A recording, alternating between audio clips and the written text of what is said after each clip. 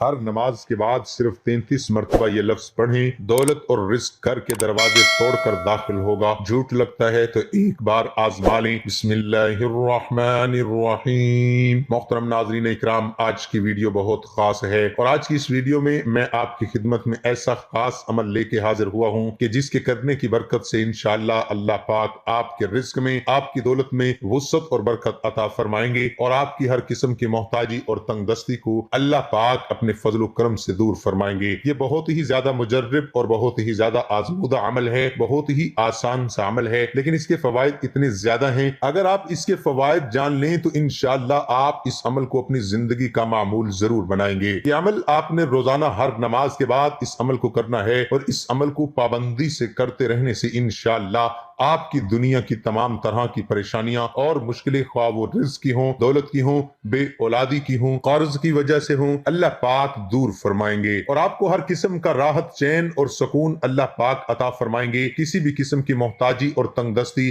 جس قسم کا بھی آپ کا مسئلہ ہوگا انشاءاللہ اس سے اللہ پاک آپ کو فوری طور پر نجات عطا فرمائیں گے۔ اپنے اس معاشرے میں ہمیں بہت سے لوگ ایسے دکھائی دیتے ہیں جو تنگ دستی کی وجہ سے مشکلات کا شکار ہوتے ہیں اور وہ اپنی تنگ دستی کے لیے مختلف راستے بھی اختیار کرتے ہیں۔ وہ کبھی کسی سے تعویذ مانگتے ہیں اور کبھی کسی عالم کے پاس جاتے ہیں، مگر اپنے اعمال درست نہیں کرتے۔ ان کی اپنی غلطیاں ہی ہوتی ہیں، کوتاہیاں ہی ہوتی ہیں جو ان کا رزق کم کرنے کا باعث بن جاتی ہیں اور وہ ان مشکلات کا شکار رہتے ہیں۔ تو آج ہم آپ کو ایسی چیزوں کے بارے میں بتانے والے ہیں کہ وہ کون سی عام غلطیاں ہیں جو ہمارے رزق میں مشکلات پیدا کرتی ہیں اور اللہ تعالی ہمارا رزق تنگ کر دیتا ہے۔ آپ کو حدیث مبارکہ کی روشنی میں بتائیں گے کہ کس وجہ سے اللہ تعالی انسان کا رزق تنگ کر دیتا ہے اور اس کے بعد کسی قسم کے ٹوٹکے، کسی قسم کے تعویذ نہیں لینے پڑیں گے۔ ہاں، وظائف ضرور کرنے ہوں گے جو آپ کے لیے آسانی پیدا کریں گے، جتنے چاہیں کر سکتے ہیں۔ اللہ تعالیٰ کا نام ہو، اللہ تعالیٰ سے مانگتے رہیں تو بے شمار قسم کی نعمتیں اللہ پاک آپ کو عطا فرما دیتے ہیں۔ سب سے پہلا عمل جو ہے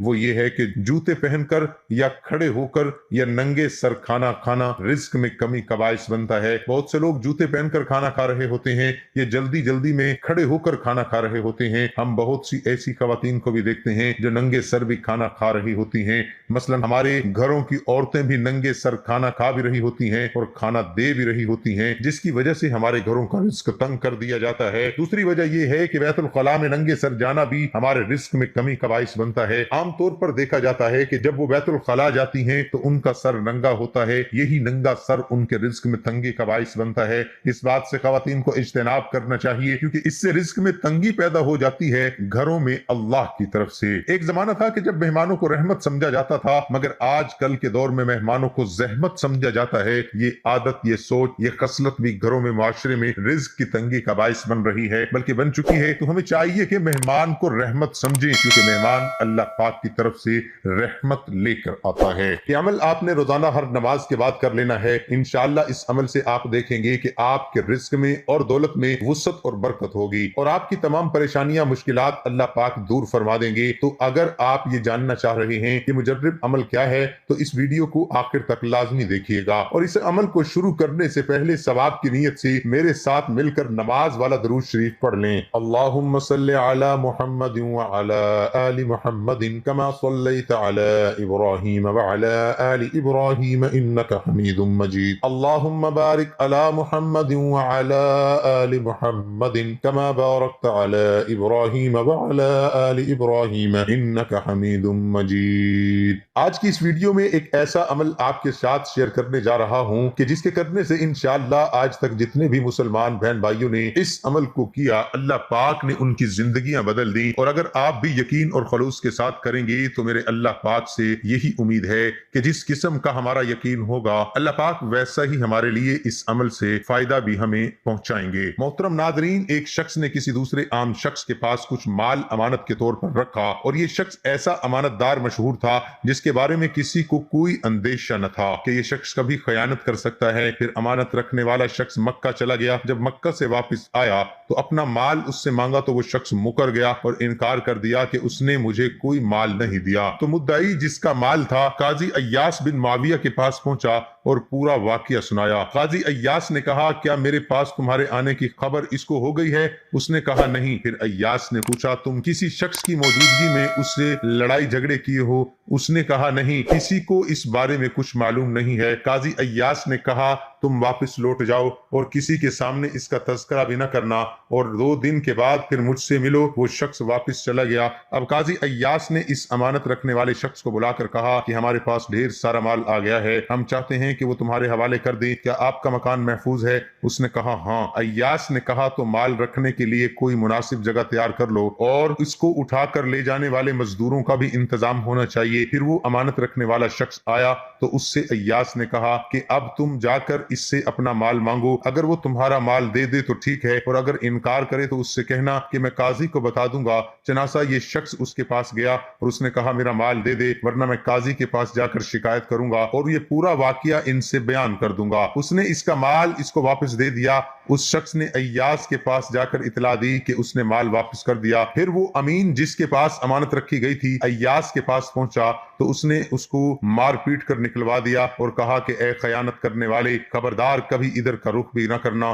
محترم ناظرین، عمل بہت ہی آسان سا ہے، اور جیسا کہ آپ سے عرض کی کہ یہ نماز کے بعد کرنے کا عمل ہے، تو اس عمل کے لیے خصوصی طور پر اور دنیا آخرت میں کامیابی کے لیے عمومی طور پر نماز جو ہے وہ بنیادی شرط ہے، اور نماز کا اہتمام اپنے اوپر لازم کر لیں، چاہے کچھ بھی ہو جائے ہماری نماز کسی بھی صورت قضا نہ ہو۔ عمل آپ نے کچھ اس طرح سے کرنا ہے کہ روزانہ ہر نماز ادا کرنے کے بعد آپ نے اولو 11 مرتبہ درود شریف پڑھ لینا ہے۔ درود شریف پڑھ سکتے ہیں، لیکن اس میں آپ سے یہی گزارش کروں گا کہ درود ابراہیمی پڑھا کریں، کیونکہ اس کے فضائل و برکات بھی بہت زیادہ ہیں، اور دوسرا الحمدللہ نماز میں ہونے کی وجہ سے ہر مسلمان کو زبانی یاد بھی ہے۔ یہ درود شریف پڑھنے کے بعد آپ نے تسبیح فاطمی، جو کہ حضرت فاطمہ رضی اللہ تعالی عنہما کی تسبیح تھی، جو کہ حضور نبی کریم صلی اللہ علیہ وآلہ وسلم نے انہیں عطا کی تھی، یہ تسبیح اگر اس سے بڑھ کر کوئی اور چیز ہوتی تو حضور نبی کریم صلی اللہ تعالی علیہ وسلم اپنے لخت جگر کو اس سے بڑھ کر کوئی اور چیز، کوئی اور تحفہ عطا فرماتے۔ آپ نے فرمایا یہ واقعہ تو بارہا سنا ہوگا، جس کا کچھ اگر مفہوم ہی میں آپ کے سامنے رکھوں تو وہ اس طرح سے ہے کہ حضرت فاطمہ رضی اللہ تعالی عنہما چکی پیستی تھی، جس کی وجہ سے ان کے ہاتھوں پر بہت زیادہ چھالے وغیرہ پڑ گئے تھے، تو حضور نبی کریم صلی اللہ علیہ وسلم کی خدمت میں حاضر ہوئی، جبکہ مال غنیمت جنگ میں فتح ہونے کے بعد مال غنیمت کافی آیا ہوا تھا، تو حضرت علی رضی اللہ تعالی عنہ نے حضرت فاطمہ رضی اللہ تعالی عنہما سے عرض کی کہ آپ جا کے حضور نبی کریم صلی اللہ علیہ وسلم سے کوئی ایک غلام لے لیں تاکہ وہ آپ کی خدمت کر سکے۔ جب حضرت فاطمہ رضی اللہ تعالی عنہما بارگاہ اقدس میں حاضر ہوئیں تو انہوں نے اپنا جو مسئلہ تھا کہ میں بہت زیادہ کام کرنے کی وجہ سے تھک جاتی ہوں اور میرے ہاتھوں پر بھی بہت زیادہ چھالے وغیرہ پڑ گئے ہیں، وہ حضور نبی کریم صلی اللہ علیہ وسلم کی خدمت میں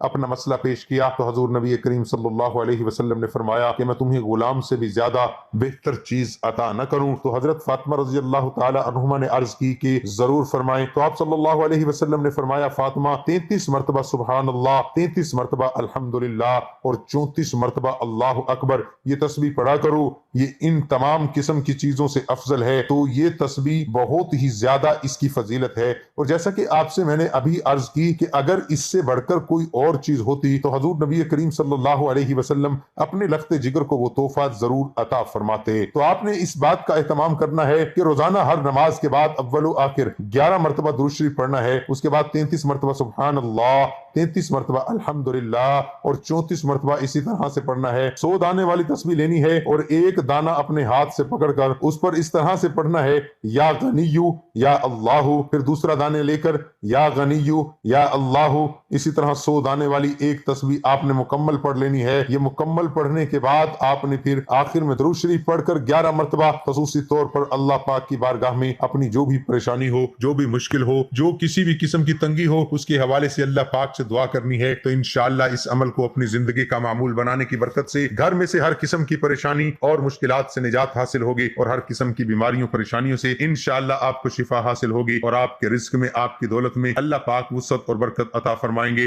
اور آپ کا جو بھی کاروبار ہوگا اس میں بھی انشاءاللہ اللہ پاک ضرور ترقی عطا فرمائیں گے۔ یہ بہت ہی زیادہ مجرب، بہت ہی زیادہ آزمودہ عمل ہے، اور اس کے ساتھ ساتھ آپ کو کوشش کرنی ہے کہ دن بھر چلتے پھرتے اٹھتے بیٹھتے جب اگر آپ فری ہیں، آپ کو کوئی کام ایسا ہے کہ آپ आपकी जबान इसमें इस्तेमाल नहीं होती तो आप इस्तगफार की कसरत करें। तो आप चलते फिरते उठते बैठते बेवजू बावजू आप इस्तगफार जारी रखें। जबान पर इस्तगफार करने की बरकत से इंशाअल्लाह आपकी हर किस्म की परेशानी और मुश्किल को अल्लाह पाक दूर फरमा देंगे। अगर कोई शख्स सिर्फ इस्तगफार को अपनी जिंदगी का मामूल बना ले तो उसकी जिंदगी को अल्लाह पाक जन्नत बना देंगे, उसकी जिंदगियों की हर किस्म की परेशानियों को अल्लाह पाक दूर फरमा देंगे। जैसा कि कुरान पाक में अल्लाह पाक ने वाज़ेह तौर पर फरमाया कि जो इस्तगफार करते हैं उनके लिए मैं आसमान से बारिश करता हूं और उसके रिज्क में बरकत अता फरमाता हूं, उनको औलाद अता फरमाता हूं। इसी तरह बहुत सारे अलामात अल्लाह पाक ने कुरान पाक में सूरत नूह की आयत में जिक्र फरमाए हैं। तो अगर हम इस्तगफार की कसरत करेंगे तो एक तो इस्तगफार की बरकत से हमारे जितने भी गुनाह होंगे अल्लाह पाक उन गुनाहों को धो देंगे और उन गुनाहों से हमें अल्लाह पाक आजाद फरमा देंगे और हमें इन गुनाहों से तौबा की तौफीक अल्लाह पाक अता फरमाएंगे